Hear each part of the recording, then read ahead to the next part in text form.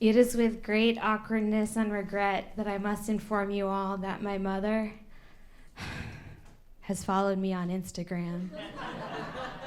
So I was listening to my mom gossip on the phone, and she was gossiping in Urdu, and so I was privy to the gossip, but she kept saying this word, like Devrani, Devrani, Devrani, which I didn't know because I'm an American-born confused Desi.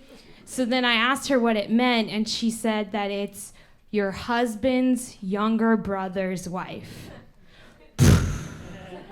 Why does anyone speak English? I know colonialism, but we shouldn't, clearly. But I'll settle for using those familial terms that, Desis use, because I don't want to hear about your aunts. All of my mom's friends are my aunts. All of my dad's friends are my uncles. If you're talking about your uncle, I want to know if it's your taya, your chacha, your mamu, or your khalu. I want to know exactly how he's related to you and how I can judge him.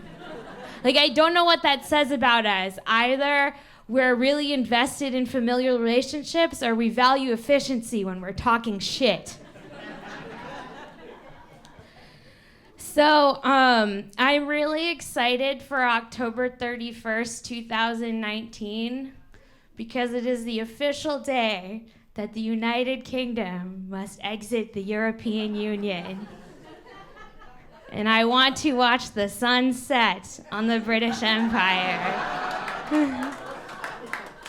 So it's a huge mess because Scotland has had an independence referendum before, and they voted overwhelmingly to remain in the European Union. So when Brexit happens, they're going to nope the fuck right out of there. And then do you really think that Northern Ireland is going to stay separate from the Republic? No. So it's not going to be the United Kingdom of Great Britain and Northern Ireland. It's going to be the United Kingdom of England and Wales, or as I like to call it, ew.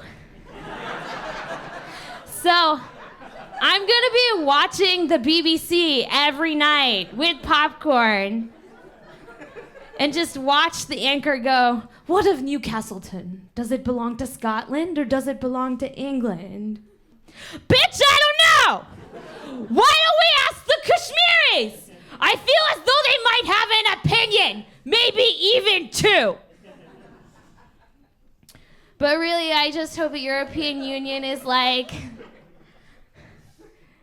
tough shit, you didn't figure it out. Hope you don't have the greatest mass migration in history and trauma that lasts for generations. Peace, bye.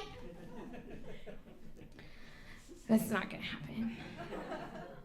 So, I date men, unfortunately. And when I'm single and I do online dating, and when you do online dating, they give you their number and then you don't save it, obviously, because there's no reason to. And then they do that thing where they say, hi, how are you? And then you're like, how do I answer this? Because I'm having an existential crisis, but I'm just gonna go with I'm fine. And then you're like, how are you? And then they say, I'm fine. And then you just never speak to them again.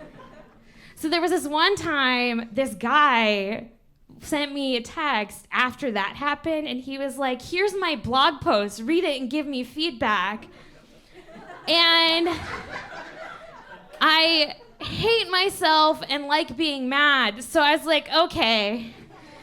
And the blog post was, having standards will help you control your emotional attachments. It gets worse. And in the blog post, he had written, guys go to the club and have a drink, but don't check if the drink is contaminated before they start drinking. And just so we're clear on the metaphor, he meant women. And he had some data visualizations to prove his point. And one of them was a bar graph. So just a few things. The bar graph was to show that women with more sexual partners are less likely to stay in stable marriages. Well, first of all, no one uses a correlation. No one uses a bar graph to show a correlation. Second of all, correlation does not imply causation. Third of all, there were no p-values, no confidence intervals. There's anything I hate more than misogyny, it is poor data analysis. Thank you. I'm done now.